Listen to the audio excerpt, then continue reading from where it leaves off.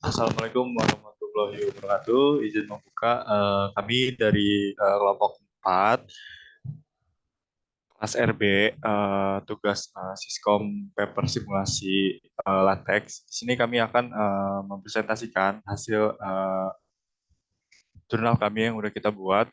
Di sini anggotanya yang pertama ada Anju Sarohasiota, yang kedua ada Mister Manto, yang ketiga ada saya sendiri, yang keempat ada Rasya Rafis, yang terakhir ada Wiradadi Panuntun. Oke, langsung aja ke slide selanjutnya. Oke, judul dari paper kita itu ada Revolusi Teknologi 5G dan Simulasi Demodulasi Gelombang 5G NR Strip TM berbasis SmartTap. Eh, ini ada beberapa afiliasi dan email dari kelima anggota kelompok kami. Lanjut. Oke, abstrak yang kita buat itu teknologi mobile broadband erat kaitannya dengan kebutuhan telekomunikasi masyarakat. Revolusi ke jaringan 5G tidak dapat dihindari seperti yang dipersyaratkan oleh layanan telekomunikasi. Teknologi jaringan 5G berbanding lurus dengan populasi yang semakin bertambah besar dalam kurun waktu yang singkat dan pesat. Selain itu, parameter keberhasilan teknologi dapat dilihat dari kemampuan masyarakat dalam mengadopsi suatu pengetahuan internet dan jaringan. Kriteria berorientasi pada teknologi jaringan seluler, masa depan akan disadari dengan keterbatasan teknologi 5G dari perspektif kebutuhan manusia. Diperlukan terobosan untuk mengatasi permasalahan teknologi saat ini yang akan menjadi dasar acuan revolusi teknologi yang akan terjadi nantinya. Perkembangan teknologi telekomunikasi membuat adanya peningkatan kualitas internet yang sangat signifikan. Hal ini terjadi karena internet digunakan oleh seluruh anggota manusia tanpa adanya batasan usia.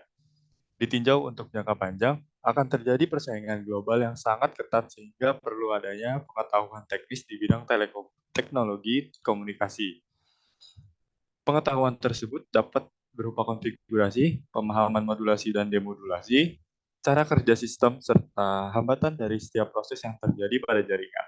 Situasi ini mendorong kaum muda untuk memahami secara konsep dan dapat diimplementasikan dalam menyongsong era 5G sehingga mampu menghadapi revolusi peta persaingan masa depan. Indeks terms yang kita ambil itu ada 5G, revolusi telekomunikasi, konfigurasi, modulasi, dan demodulasi. Oke, selanjutnya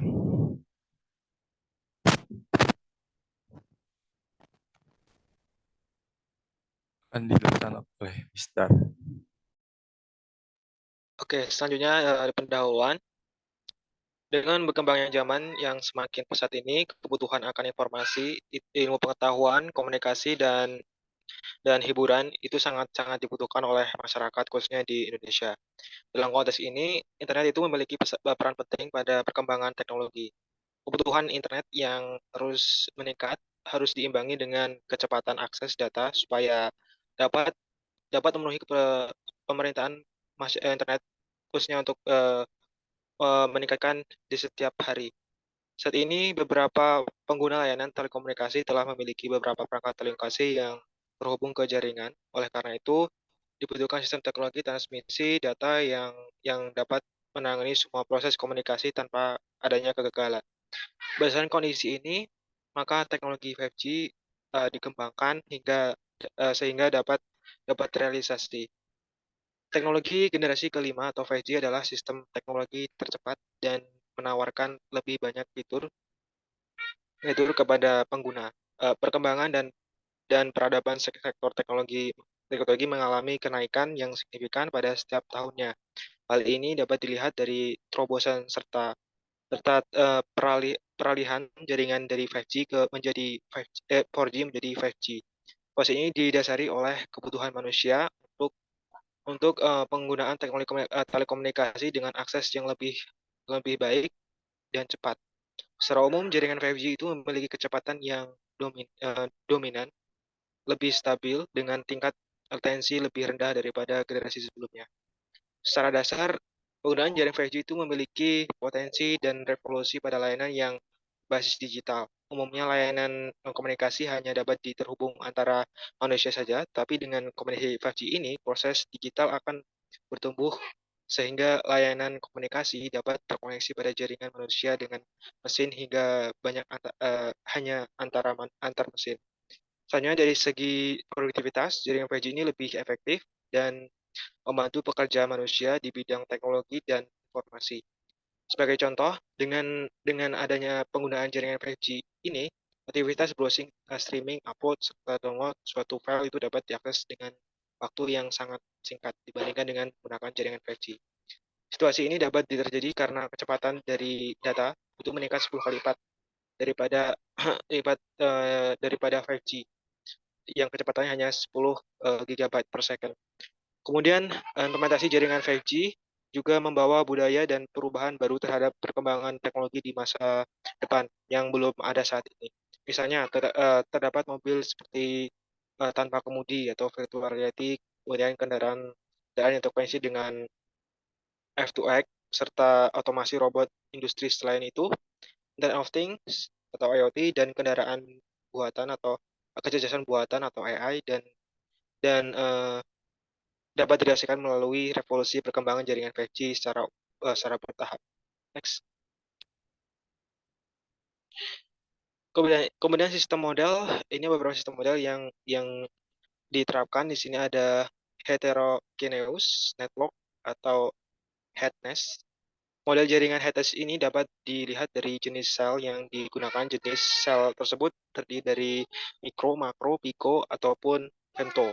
Berbagai jenis sel tersebut itu digunakan pada jaringan dengan akses yang berbeda, baik 2G hingga 5G, bahkan pada Wi-Fi. Melalui implementasi beragam teknologi paper dari kelompok 4 RB Teknik Telekomunikasi ini, eh, pada bulan September 2022, dua dengan topologi yang berbeda sesuai area cakupannya. Maka pelanggan dapat memperoleh konsistenan yang diberikan oleh operator. Hal ini dapat terjadi karena penggunaan jaringan heterogen itu lebih baik daripada homogen. Kemudian yang kedua adalah small cell. Secara definisi, di small cell ini merupakan miniatur yang berperan untuk memecah sel site menjadi bagian yang lebih kecil. Umumnya terdapat tiga tipe sel yang digunakan dari perbedaan ukurannya, yaitu micro cell, pico, kemudian ada juga yang femto. Dalam teknologi 5G, jadi small cell ini merupakan bagian penting yang berperan dalam peningkatan kapasitas dan cakupan yang jaringan terlebih di area indoor.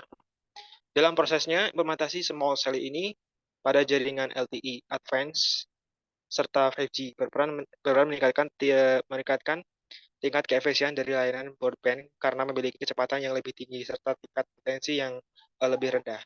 Kemudian ada juga Massive MIMO atau Massive MIMO merupakan model teknologi yang terdapat pada jaringan 5G sebelumnya. 5G sebelumnya pada jaringan 4G itu telah digunakan model MIMO yang pada setiap pemancar serta penerimanya itu terdapat antena yang berjumlah satu atau lebih. Hal ini dapat dilihat dari contoh MIMO, yaitu 2x2 dengan konfigurasi terdapat dua antena pada pemancar serta penerimanya. Selain itu digunakan juga MIMO dengan konfigurasi hingga 8 antena pada jaringan LTE Advanced. Kemudian yang keempat adalah Beyond 6 GHz atau MMM wave. Pada prosesnya terdapat gelombang milimeter dengan ketentuan frekuensi dan panjang gelombang bernilai 10 hingga 1 mm. Gelombang tersebut merupakan millimeter wave atau MMM wave. Gelombang ini memanfaatkan spektrum sebesar 30 hingga 3.300 GHz. Melalui hal tersebut, jadi MMF ini memiliki nama lain yang extremely high frequency spectrum frekuensi atau EHF, yaitu karena tingginya nilai frekuensi pada gelombang milimeter serta terdapatnya karakteristik propagasi khususnya, maka teknologi dengan model ini dapat dimanfaatkan juga pada transmisi dan transportasi data dengan jumlah yang sangat besar dalam telekomunikasi. The next. Kemudian yang kami adalah Visible Light Communication atau FLC. Jadi pemanfaatan cahaya sebagai pembawa data dalam telekomunikasi merupakan divisi dari si FLC ini. Umumnya FLC ini menggunakan frekuensi sebesar 430 terahertz hingga 790 Hz, sehingga cahaya tersebut masih dapat dilihat oleh manusia. Bila digunakan frekuensi yang lebih tinggi, maka berdampak tinggi juga terhadap data rate yang dihasilkan. Namun terdapat kekurangan pada FLC ini yang tidak mampu menembus beberapa benda serta dinding beton. Tetapi terdapat juga kegunaan dari FLC ini yang penerapannya dapat dilakukan, yaitu reuse untuk penerangan atau lampu jalan, sehingga diperoleh nilai yang lebih efisien dalam penggunaannya. Selain itu, pengemetasan juga dapat dilihat dari kemampuan transfer data antara perangkat dengan media lampu LED. Small cell secara definisi, small cell ini merupakan miniatur yang berperan untuk memecah sel site menjadi bagian yang lebih kecil. Umumnya terdapat 3 tipe sel yang disadari dari perbedaan ukuran, yaitu micro cell, pico cell, serta femto. Dalam teknologi 5G, small cell ini merupakan bagian penting yang terdapat dalam peningkatan kapasitas dan cakupan yang lebih di area indoor. Kemudian ada yang keenam adalah Software Defined Network atau SDN. Melalui SDN ini, jaringan itu akan dapat memiliki tingkat fleksibilitas yang lebih tinggi serta power yang sangat lebih efisien dengan biaya yang sangat terjangkau. Secara definisi, software defined network adalah gabungan antara hardware dengan software yang saling terkoneksi serta terdapat bahkan seluruh fungsi pada operasional radio yang terintegrasi melalui firmware atau software. Setelah dapat dilakukan modifikasi. Kemudian yang ketujuh adalah Cognitive Radio Network atau CRN. Jadi melalui CRN ini terdapat peningkatan utilitas pada spektrum. Hal ini dapat terjadi karena akan dilakukan pencarian pada frekuensi yang kosong serta berkelanjutan pada setiap saat. Situasi ini mengakibatkan tidak akan terjadinya intervensi bagi pengguna karena meningkatnya pemanfaatan pada spektrum. Next.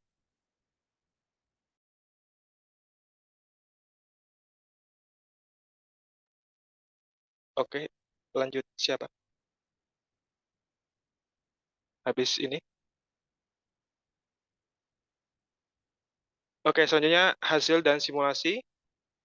Dari simulasi ini digunakan beberapa. Oke,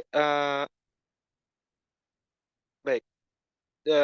Dalam simulasi ini itu digunakan beberapa indikator serta parameter yang terdapat pada MATLAB, seperti ditunjukkan dari konteks judul percobaan kali ini. Dilakukan simulasi menggunakan 5G waveform generator yang terdapat pada MATLAB serta dijalankan pada opsi test models NRTM. Dan berikut ini adalah gambar hasil dari percobaan kami. Kemudian pada percobaan pertama itu dilakukan penyesuaian model serta input nilai agar diperoleh hasil simulasi yang sesuai. Dalam hal ini model tes yang dilakukan yaitu 64 QAM atau NRFRI TM3 1 dengan nilai channel bandwidth sebesar 20 MHz, subcarrier spacing sebesar 15 kHz serta digunakan opsi FDD pada duplex mode. Next. Kemudian pada percobaan pertama itu dilakukan penyesuaian model serta input nilai agar diperoleh hasil simulasi yang sesuai. Dalam hal ini model tes yang dilakukan yaitu 64 QHM atau NNRFRI TM3 dengan nilai bandwidth sebesar 20 MHz, subcarrier spacing sebesar 15 kHz serta digunakan opsi FDD pada duplex mode. Kemudian diinputkan nilai NRB dan SCS pada kode sintak agar dapat di-run menuju proses selanjutnya, sehingga dapat proses nilai NFFT sebesar 20.048 yang tertera pada gambar berikut. Next. Oke, cukup Misdar.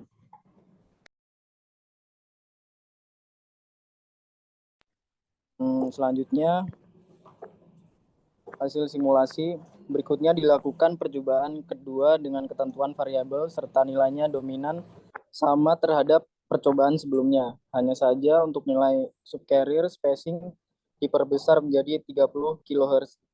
Selanjutnya dilakukan generat untuk memperoleh hasil simulasi.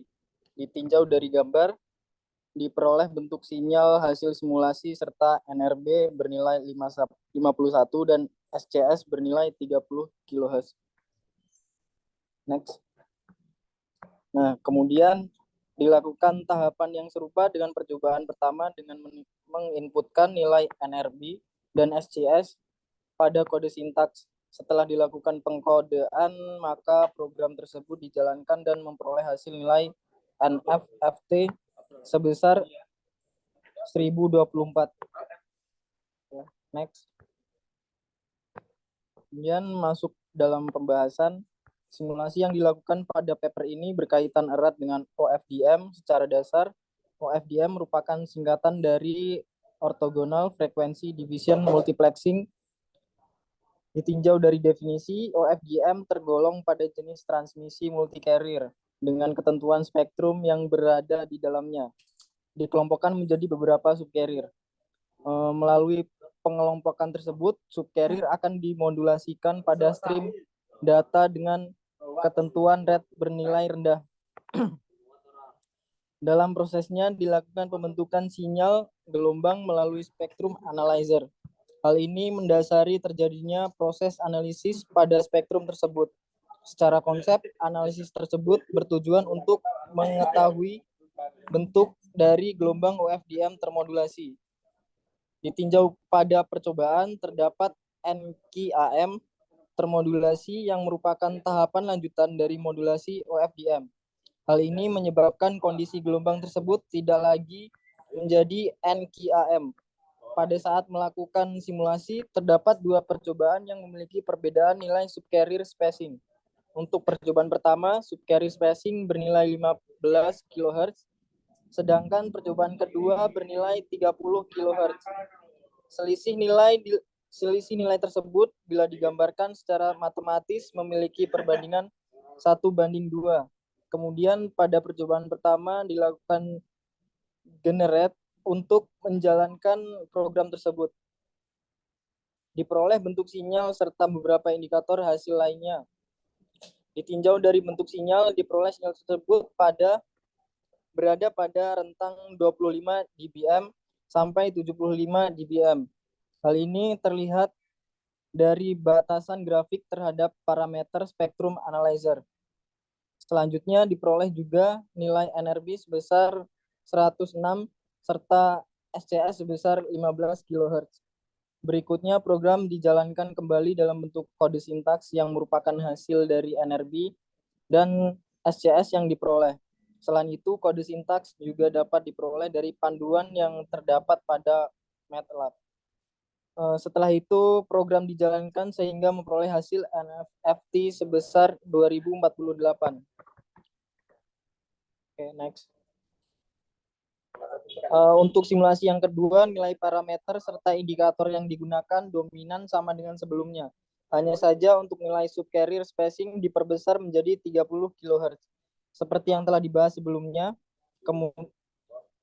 kemudian program dijalankan sehingga menampilkan hasil yang serupa dengan percobaan pertama. Ditinjau dari bentuk sinyal, diperoleh sinyal tersebut berada pada rentang 23 dBm sampai 65 dBm. Hasil ini memiliki selisih dengan percobaan sebelumnya. Untuk hasil lainnya diperoleh NRB senilai 51 dengan SCS 30 kHz. serupa dengan sebelumnya. Program dijalankan kembali dalam bentuk kode sintaks yang merupakan hasil dari NRB dan SCS yang diperoleh. Setelah itu, program dijalankan sehingga memperoleh hasil NFFT sebesar 1024. Melalui kedua hasil tersebut, dapat diketahui bahwa memperbesar nilai subcarrier spacing akan memperkecil dBm dari grafik sinyal serta memperkecil nilai NFFT. Hal ini terlihat ketika percobaan 1 dan 2 dengan parameter perbandingan subcarrier spacing 1:2 akan menghasilkan nilai NFFT dengan perbandingan 2:1. Artinya, memperbesar nilai subcarrier spacing akan memperkecil nilai dari NFFT sesuai dengan nilai yang diberikan. Ini merupakan representasi hasil dari demodulasi 5G NRTM dengan basis OFDM.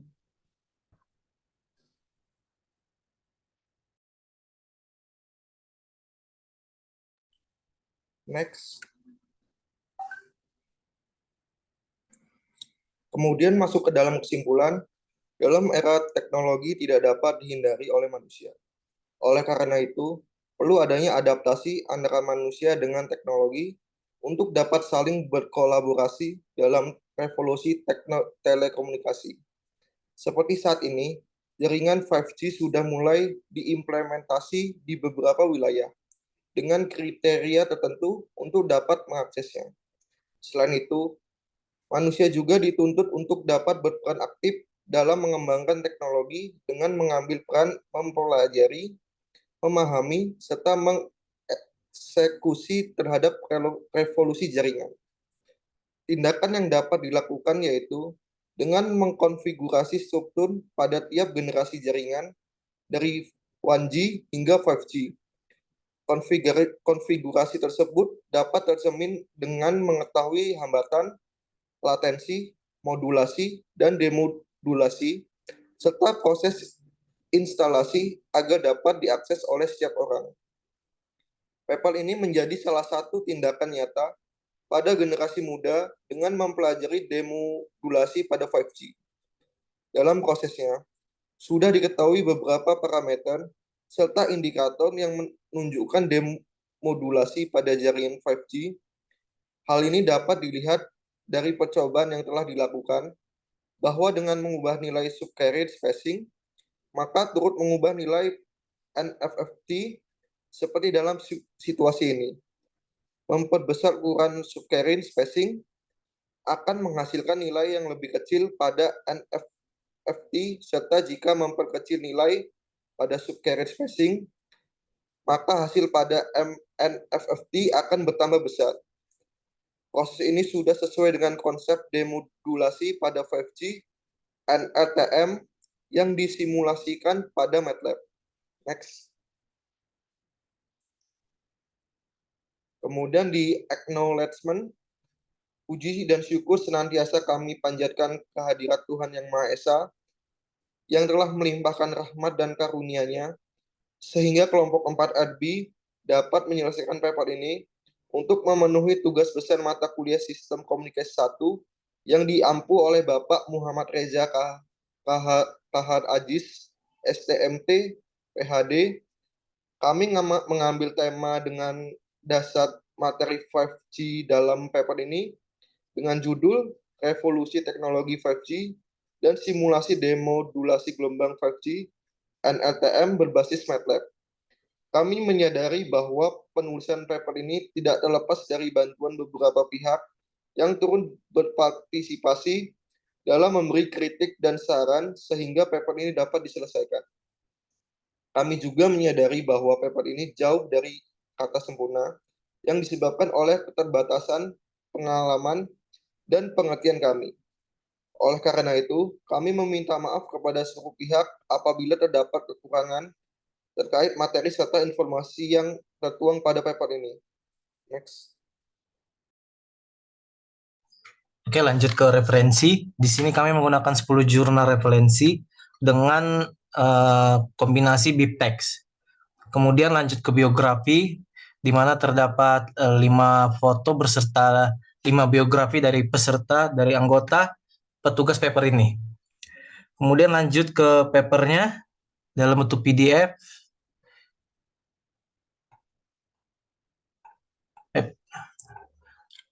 Ini merupakan hasil dari paper utuh kami dengan berjudul Revolusi Teknologi 5G dan Simulasi Demodulasi Gelombang 5G dan RTM berbasis MATLAB.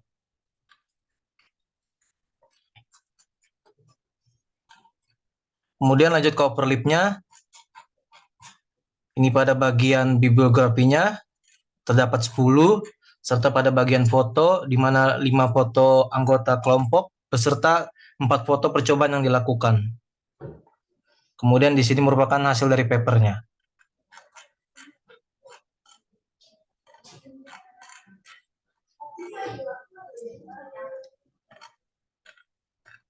Oke, baik. Untuk teman-teman yang bila ada pertanyaan, kami persilahkan. Izin bertanya, mungkin pertanyaan pertama akan dimulai dari saya.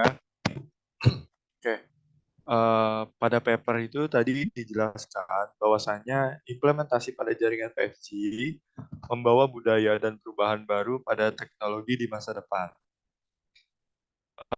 Budaya dan perubahan baru seperti apa sih yang dimaksud itu nantinya? Budaya baru mungkin ada banyak budaya baru yang nanti akan terrealisasi dengan adanya 5G ini. Contoh misalkan saat ini ada virtual reality dan juga contoh misalkan ada metaverse. Jadi nantinya kita bisa berkomunikasi, bersosialisasi menggunakan teknologi yang lebih canggih gitu. Kemudian ada juga teknologi lain, contoh misalkan mobil tanpa pengemudi, di mana teknologinya akan semakin canggih. Kemudian ada juga artificial intelligence, kemudian ada juga IoT, teknologi IoT yang juga semakin berkembang. Dan mungkin ada teknologi lain yang akan hadir dengan adanya teknologi 5G. Lanjut untuk pertanyaan kedua bisa dari saya. Untuk pertanyaan kedua, dalam penggunaan jaringan 5G memiliki potensi dan revolusi pada layanan yang berbasis digital. Apa saja potensi dan revolusi yang dimaksud sih? Oke, langsung saja akan saya jawab pertanyaan dari Wira. Dalam penggunaan jaringan 5G memiliki potensi dan revolusi pada layanan yang berbasis digital. Apa saja potensi dan revolusi yang dimaksud? Oke, layanan komunikasi hanya dapat terhubung antar manusia saja. Tetapi dengan penggunaan 5G, proses digital akan bertumbuh sehingga layanan komunikasi dapat terkoneksi pada jaringan manusia dengan mesin hingga hanya antar mesin. Nah, kemudian dari segi produktivitas, jaringan 5G lebih efektif dalam membantu pekerjaan manusia di bidang teknologi dan informasi. Sebagai contoh, dengan penggunaan jaringan 5G, aktivitas browsing, streaming, upload, dan waktu yang sangat singkat dibandingkan menggunakan jaringan 5G. Oke, terima kasih kepada teman-teman yang sudah bertanya dan menjawab. Demikianlah paper presentasi dari paper kami. Apabila kesalahan kami mohon maaf. Kami tutup. Assalamualaikum warahmatullahi wabarakatuh. Waalaikumsalam.